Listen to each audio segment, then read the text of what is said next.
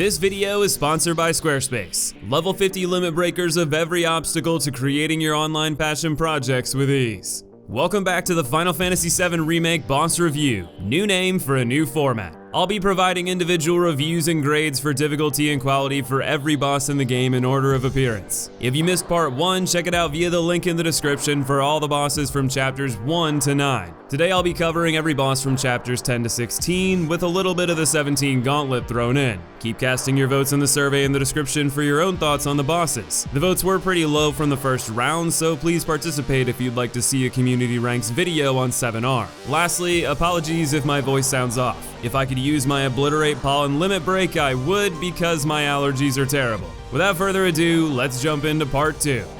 Number 12, Abzu. Very Jabba the Hutt of you to drop us down the trapdoor to the monster pit, Don. If the quadruple chin fits. Much like the Rancor, this guy poses a sizable threat on the surface, but beneath is a 20-ton door to drop on his head with the force of you two bros asking you to smash that like button. That hefty underlying weakness being fire. Roast the pig with Aerith, then let Cloud and Tifa go ham with abilities to butcher his bacon. The downtime between his dramatic movements leaves openings to farm ATB to compound this rhythm and allow for healing in a pinch. This includes charges, pounces off the wall, slams, all of which are extremely well telegraphed and easy to avoid, except perhaps the pounce. I had better luck when I was farther away from the side he was pouncing from, but most of the time he was able to bound one of my characters. Easy enough to stun him out, however, with plenty of the aforementioned time to farm ATB and heal the pinned partner. My only initial difficulty was the backwater bullshit attack. Having Cloud and Tifa fully built for melee, Aerith was my only hope once Abzu floated up high.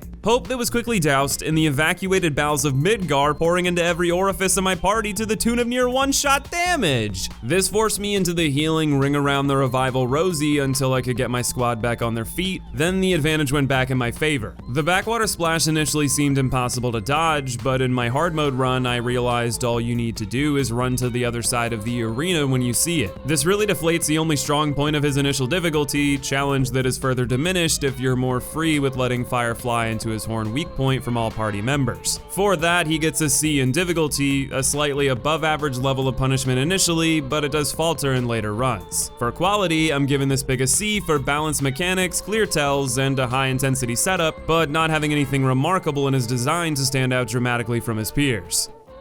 Number 13, Ghoul. This leans a bit closer to the unique versions of basic enemies you'll fight in side quests. His standard form is highly resistant to magic, meanwhile his ethereal form flips the script to minimize physical damage. This means unloading focused abilities to build stagger when solid, then taking advantage of his weakness to flames when translucent. Though this end of his design is clear, his attacks felt more erratic in a discouraging way. He sends fire flying, furniture crashing, among other attacks that do devastating damage if they land. This is compounded in a brutal way on the hard difficulty, with most attacks doing at least half your health in an instant, and those are his lighter ones. Later he'll teleport, start bounding allies, obliterating them while playing a red herring to the real Ghoul elsewhere in the arena. You can hit the real one to get your ally released, but good luck with the damage level he's putting out. The real problem is that the moves can be dodged, but it becomes disorderly when he teleports, you're managing his current transparency, and the different clutter around the arena is blocking your movement in key moments. There is decent downtime between his attacks that gives you time to revive allies, which makes it not overly difficult, getting a C in difficulty on par with the average level. But the way it handles difficulty through gating certain types of damage sucks the fun away when mixed in with high damage in a boxed-in arena. It's like Die at Hell House, but in a shoebox with things to stub your toe on around every turn. I gave Hell House high marks, but I'm well aware how divisive that is. It is just on the positive side of a fringe of being too much for me, and Ghoul is an example of that quality balance tipping too far toward D-tier mediocrity. Not only for being discount Hell House gone wrong, but for being a narratively insignificant roadblock in the middle of an overly bloated chapter. One that practically requires you to use MP, a finite resource in hard mode. Which becomes all the more important when you consider who our next boss is. Number 14, Eligor. Of all the Japanese Reaper Chariot bosses I've fought, this one made me want to dropkick my TV more than all those other donkeys combined. Not because the majority of his hitbox is dominated by wheels that makes all melee attacks that hit them rebound. Not because of phase changes with immunity and cutscenes often enough to make staggering and using limit breaks feel near worthless. Not because he yeehaws its way through the sky in airbuster fashion with the same reboundy shitbox that makes even hitting it with Aerith problematic. Not because it casts unblockable unlimited spear works that ends with a surprise spear homed in on your person. No. Because it casts Reflect on itself, making spells useless during a time when spells are nearly all that can hit it. And because in hard mode, where MP is limited, it does this not only to itself, but to your entire party. This means you can't cast Cure on a difficulty where using items is disabled. Imagine that mixed in with everything I just listed, and you have yourself a clusterfuck of atrocious design that is handily worth a special quadruple F for being a landfill's worth of garbage. To tone down the hyperbole, the reason I framed this to lay everything oppressive on the table was to show how the scales tip from difficult to frustrating, especially on hard mode. If you had a way to dispel Reflect on yourself, then great. But instead you're forced to create patchwork strategies to work around that mechanic in the face of everything else punishing you. Whether that level of expectation is just right or too much will vary from person to person. I will admit this felt closer to just right for me on normal, but I can't wash the hard taste of Eligor's troublesome cocktail out of my mouth. That funk is worth the first F tier in quality, and is right alongside Hell House as the only member of the A Club in difficulty. Number 15, Reno and Rude. Though this is slightly plagued by the same problems as Rude's original fight, the pressure they lay on collectively makes the structure much better. At first, it's just Reno, but he's gotten some better abilities. He has a jump up AoE Shockwave Slam, a grapple-like move that throws you into an air flurry of attacks, a multi-EMP blast, a pyramid cage that traps an ally, and a dash that is much more widespread and hard to predict. In the midst of his large arsenal, he makes it a challenge to find the small bits of downtime between attacks he now offers, as he no longer dodges wildly to balance his new potent offense, which is a great design touch. Swapping characters was vital, particularly Barret, who could fire Overcharge into a focus shot, offering a brief stun for Cloud and Tifa to farm ATB for heavier hits or healing. Rude will eventually call in a bombing run from his helicopter, having Reno exit stage right for a moment while you avoid his assault. Though I love these cutscenes that steadily build rising tension, it falls a bit flat with how one note the explosive drop is. Even if it is easy to avoid, the brief reprieve is nice, ultimately leading into the duo teaming up for a straight up brawl. Rude is about the same as before, with slightly altered attacks like a triple prong shockwave.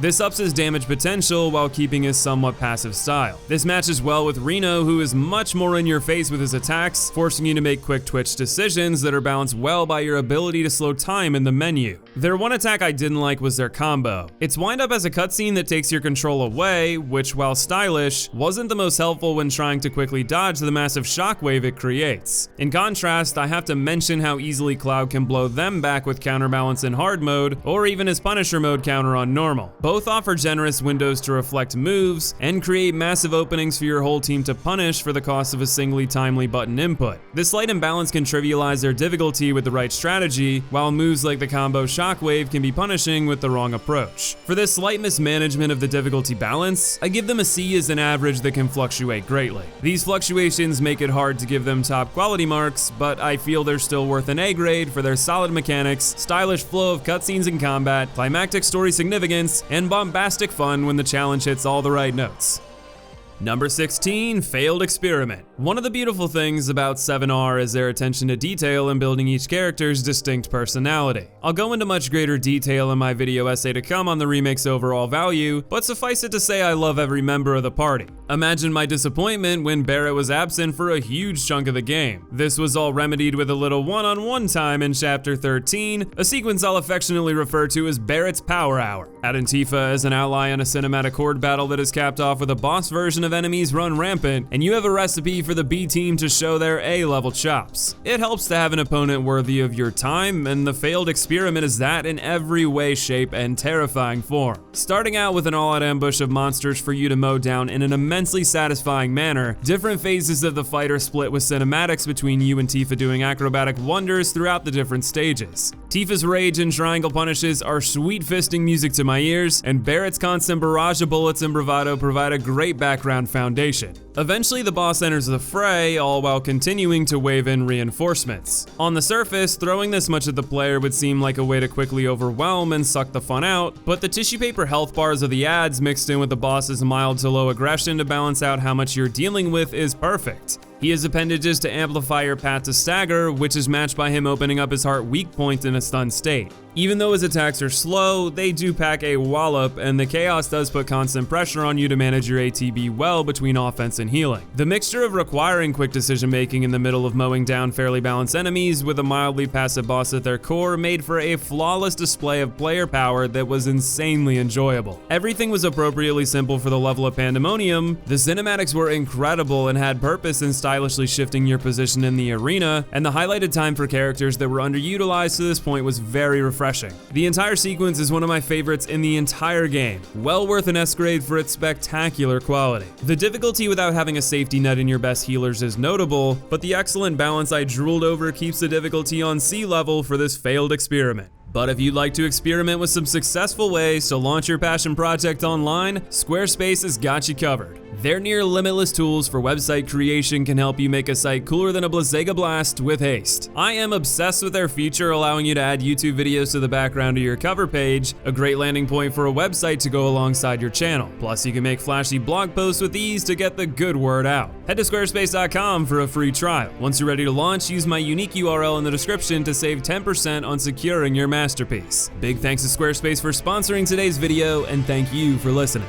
Number 17, Type 0 Behemoth. This fight doubles down on the need to break appendages while doing away with the standard stagger meter. The Behemoth is broken down into upper body, lower body, and its horns. The horns are completely immune from the get-go, so your focus is on hitting the sizable halves of everything below the neck. Each has its own health bar that, once depleted, cripples and changes the moveset for the Behemoth. You not only get value in moving towards stagger, but also in breaking down what is otherwise quite an aggressive and difficult to deal with move pool. I say this because the Behemoth is lightning quick for his size and often has tells that are just as short in their speedy nature. One thing I missed in my first playthrough was how valuable this makes Barret and Magic. When the lower body is broken, for example, it'll do massive self-spinning attacks to keep melee attackers away. This highlights both opportunities for ranged abilities and being much more thoughtful as to when you unleash your own melee abilities. I particularly love that you could downplay using the focus set of attacks that build the stagger meter better than others, which become the de facto ways to spend ATB in terms of melee in most battles. But here you could emphasize the full extent of your arsenal.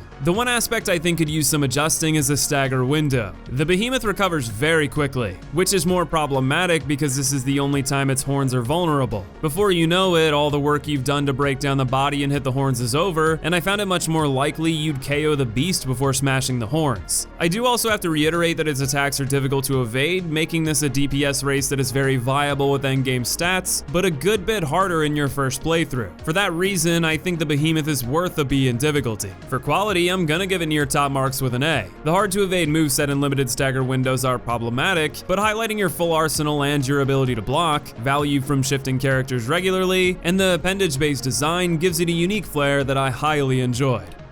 Number 18, Leviathan. Our third summon battle has perhaps some of the clearest mechanics of any boss in the game. His moveset is very straightforward. He stays relatively stationary and fires a sweeping mouth beam or a barrage of ice shards. Your task is to build stagger as much as possible as he pops in and out like a mole and eventually flies up for a hard to evade, easy to block, but high damaging charge attack. The key here is reaching stagger in a timely manner before his tidal wave ultimate obliterates your party. Without mana ward barriers, this was a straight one-shot to my entire team. Though it had been reinforced decently throughout the whole game, this really hit home to me that the combat system, especially against these bosses, is about mitigating damage, not avoiding it, which makes sense considering its turn-based roots. The attack does have a mild charge up, so you could in theory time your stagger window perfectly to stun him out of it, and as previously mentioned, when you know it's coming soon, you're free to strategize a way to survive. I have to say that I found the sequence after this to be rather annoying though when he changed to flying up high and rendering Cloud and Tifa useless outside of magic. It seemed you could focus a tail fin to make him fall, but it's tanky and you're hassled by 3 large water tornadoes that home in on you and block all your magic if they get in the way. This is a pretty common theme I've had with bosses. I don't mind if bosses go airborne, but if they're staying airborne for a very significant amount of time with 2 melee characters being in your party, I see that as a problem. He does periodically fly down to the ground, and you definitely can knock him back to it. I just found it tedious to do. Overall, its clear design and phase changes are appreciated, even if the later bit drains some of the fun away. I'll give it a B in terms of quality, with the higher expectations in terms of survival through ultimates earning it a B in difficulty as well.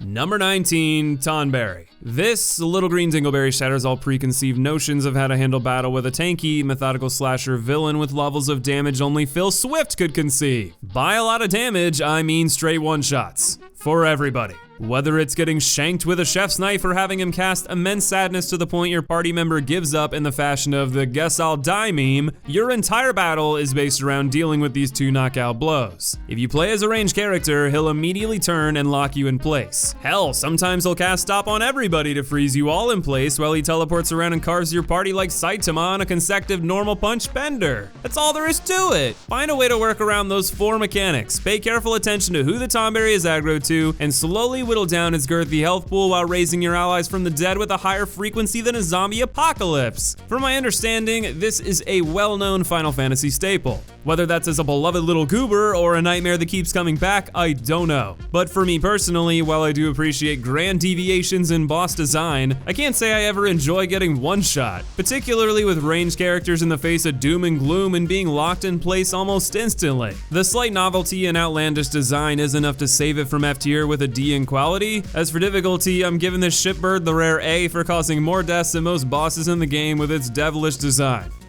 Number 20, the Abzu Family. Imagine the previous fight with Abzu in a bigger arena to accommodate his useless offspring frantically running around the arena. About the only thing they do is screw with your ability to lock onto the main threat, our returning Rancor. I don't have much to say because this is effectively the same fight, except in round 2 you're gonna have better stats, understand his mechanics much better without the initial blindside, and with the lead-in of roasting his children throughout the sewers, you'll probably have fire equipped to your whole party. That made it easy to focus the horn with Barrett's barrages, while Tifa and Cloud played a secondary serenade of fire to make his entire family burn in record time. The difficulty is dramatically diminished, though he does still pack enough of a punch that I have enough reason to give it a D for difficulty. As for quality, I'm rarely a fan of repeated fights, and having a bunch of miniature oinkers run rampant doesn't give this D tier rehash enough of a new wrinkle to excuse its inclusion. Number 21, the Valkyrie. Like the Airbuster, I'm a huge fan of bosses that are established throughout the level. Unlike the Airbuster, a round of applause for an aerial boss that is balanced well for the entire party. Though Barret was definitely my go-to throughout the fight, outside of the extremely brief first phase, Valkyrie strikes a fantastic balance between being out of reach and smashing into position to get bent by Tifa's fists and Cloud's sword. The first phase is a cool bit with Barret that introduces you to the boss's 2 primary forms of offense, Gatling cannons and bomb bursts that stun you. The arena is well designed to give you cover to avoid these. You can also block or just face tank and carry on. Big attacks like overcharge can lead to pressure, which is quite nice. Sadly, like most bosses, you'll lose this between phases, and the first phase is very short. You'll be thrust into a much larger yet open arena in a cool cinematic moment that sets the stage for the rest of the fight. The Valkyrie flies above an open plain with a single solid piece of cover in the center. As it flies, it continues those basic shots, but adds in various bomb strikes. The most important attack is the drill dive, where it dives into the dirt and allows a moment for you to strike with all 3 members. It takes noticeably higher damage from physical attacks and can be stunned by heavier attacks like the first phase to stay closer to the ground. The final phase has it shield itself and takes significantly less damage, but it summons a tracking beam you can bring toward it for a huge amount of pressure that will essentially end the fight. Using wind as it flies and lightning on the ground can be a big boon, as can your standard focus abilities when you get a good opening. I love the way this fight makes Barret the star of the show, while still making Cloud and Tifa incredibly important support players that can make a massive damage difference if you take advantage of the right opportunities. The rising music matches the long introduction through short dodging sequences, cinematics, and fighting enemies to reach the top that amplifies this appetizer to the endgame. A first course that is well worth the A grade in quality. The difficulty is much more toward the average C grade, with manageable ability to farm ATB and heal your party, and its inability to put heavy pressure on more than one member of your party at a given time. Number 22, Specimen H0512. Mako Cthulhu and his band of eyeball weasels are here to satiate your Lovecraftian cravings. Despite his grotesque design, his mechanics are much more bland. He rake, he bake with poison, and his minions amp up the stakes by running around and causing an inconvenience. Break his crab claw for pressure and a stagger, rinse and repeat as he summons new optic meatballs and gets slightly more aggressive, adding things like the Mako explosion and the eventual title Mako wave. This fight was like shooting balls in a barrel until that wave washed away the majority of my party's HP. but it's nothing you can't heal from the ATB farms running wild. The final phase adds more aggression with no claw to stun him out, which was some nice intensity to end on. The stakes of rushing to save Aerith from the psychotic practitioner adds meaningful tension, but I can't deny how procedural it all feels. In the endgame, you're expected to test the limits of strategies that have been developed over the course of the game, how well you manage your arsenal, and provide at least somewhat fresh mechanics. This is more of a mindless spam of abilities as you please, with basic mechanics that aren't anything special to what you faced before. He's mildly interesting as a roadblock to progress that garners a D in difficulty thanks to his explosion saving him from the F, and the mindless fun and tension to get to Aerith gives him a solid D in quality as well.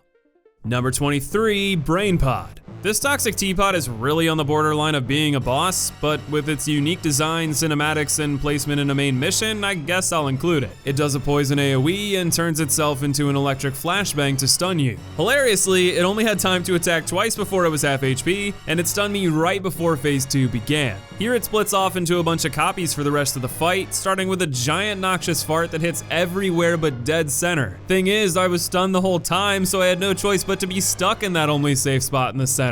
After that, I was using Big Blast to tear through multiple pots at once until it was over. This is without a doubt one of the shortest fights. There's nothing wrong with being short, but you need to at least be entertaining or pose some sort of a threat if you're not going to at least be entertaining, and the teapot has nothing of the sort. Instead, you're mowing through it with ease, and with other machinations of the maniacal doctor causing more trouble in this chapter, the teapot is an F-tier afterthought in terms of difficulty, and though I like its design alright as a shakeup in the enemy rotation, I have to give it an F in quality if we're judging its ability to provide a satisfying boss battle.